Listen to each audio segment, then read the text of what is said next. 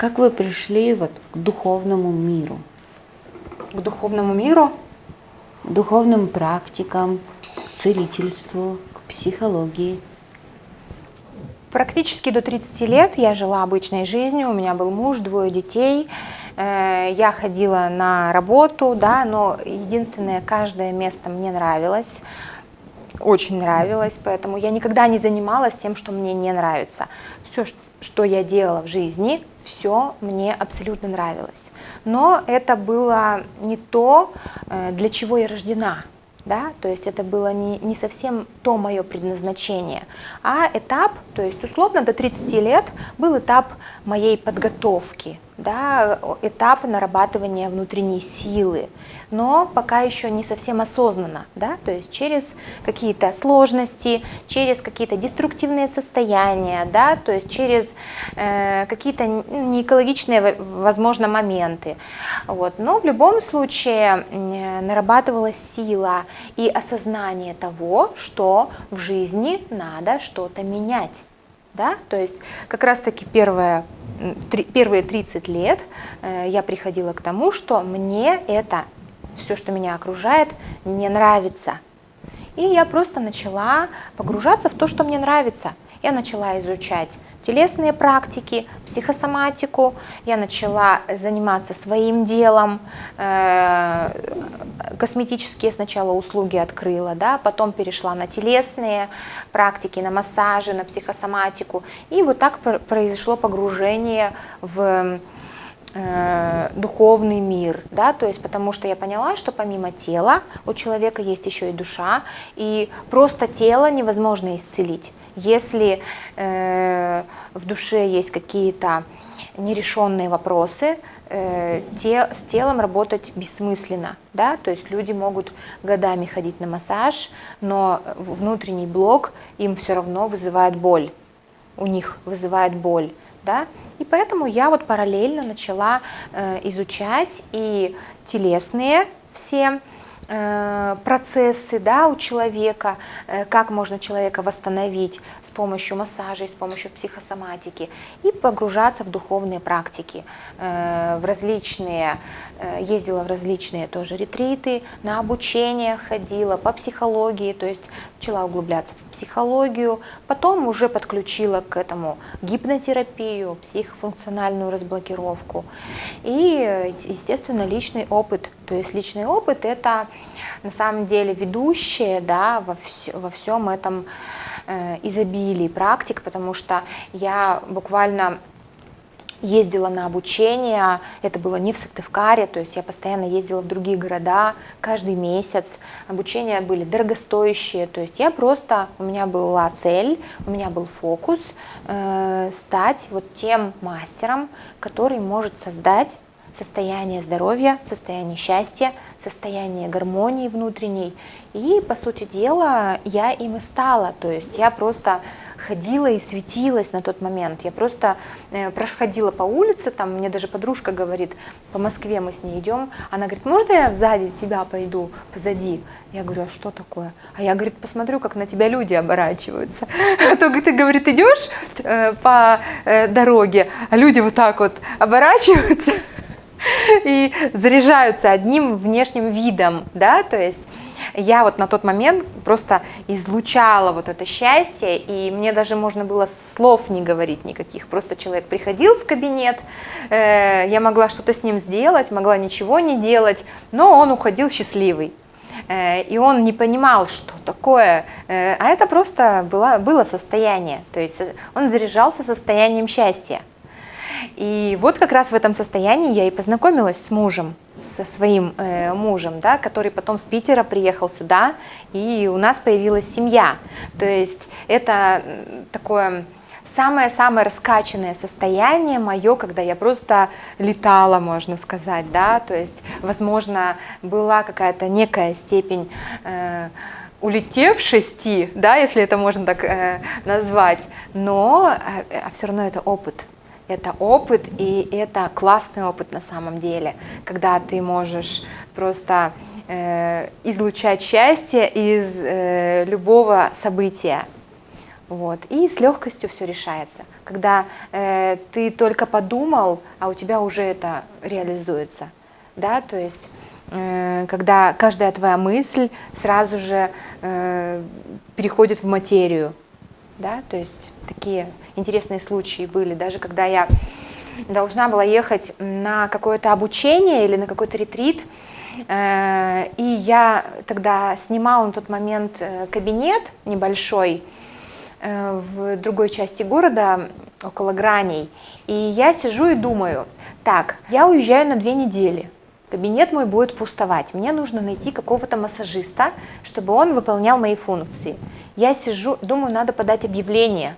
Я сижу и думаю об этом, я еще даже не успела ничего написать, вслух произнести, стук в дверь, открывается дверь, какой-то парень незнакомый и говорит: девушка, а вам массажисты не требуются? Я такая: требуется.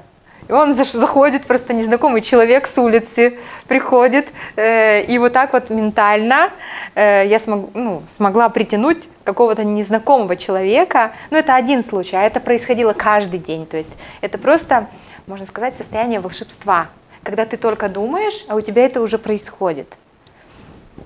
Вот, это, конечно, прокачивает. Волшебство. Да, это волшебство, и это прокачивается на самом деле. Как? Ну вот через такой путь, через практики, через занятия, саморазвитие. Я думаю, а мало ли вы сейчас скажете какую-то фразу, ну вот так, и все мы начнем прокачивать волшебство. Нет, оказывается, еще делать надо что-то. Да.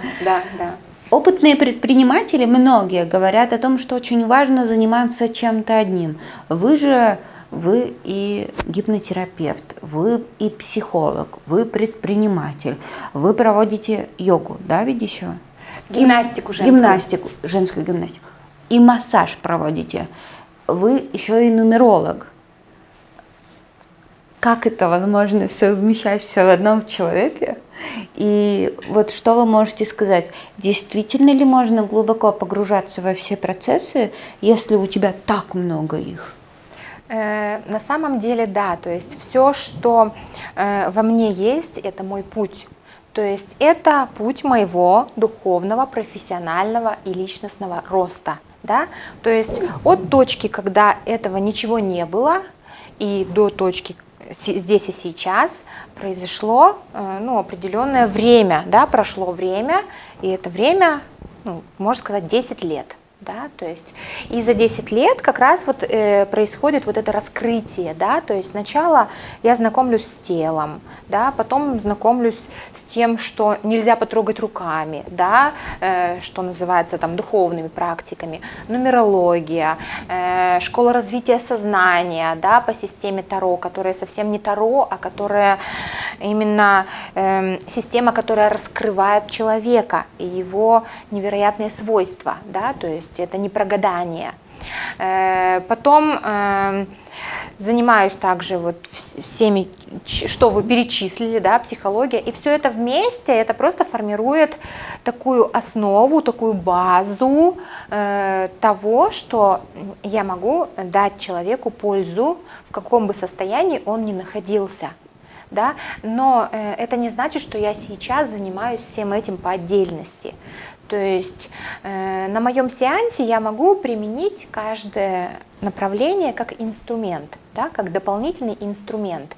Но, естественно, я стараюсь это все делегировать. Да. Сейчас у меня упор идет как раз-таки на курс «Источник внутренней силы», на гипнотерапию как сопутствующее направление, которое помогает глубже достичь результатов, и на психофункциональную разблокировку, которая помогает глубже очистить человека от ненужного. Да?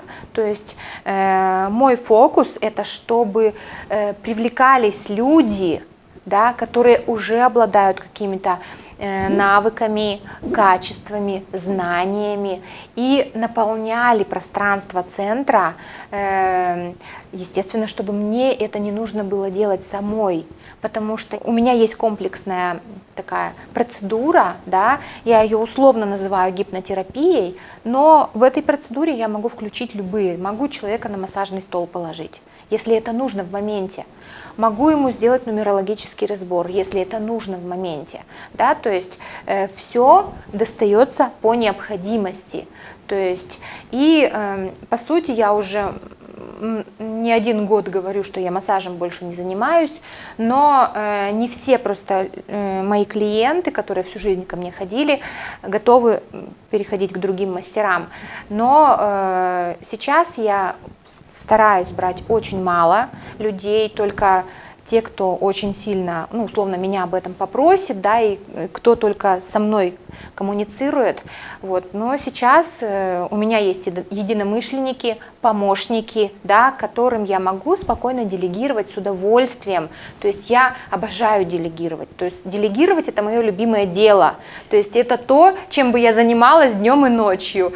То есть я готова делегировать все, чтобы я находилась в состоянии счастья, чтобы я делала только то, что мне нравится, чтобы я ничего не делала через силу. Да? Даже те массажи, на которые ко мне записываются, я буду делать с удовольствием, если это будет ну, что-то уникальное.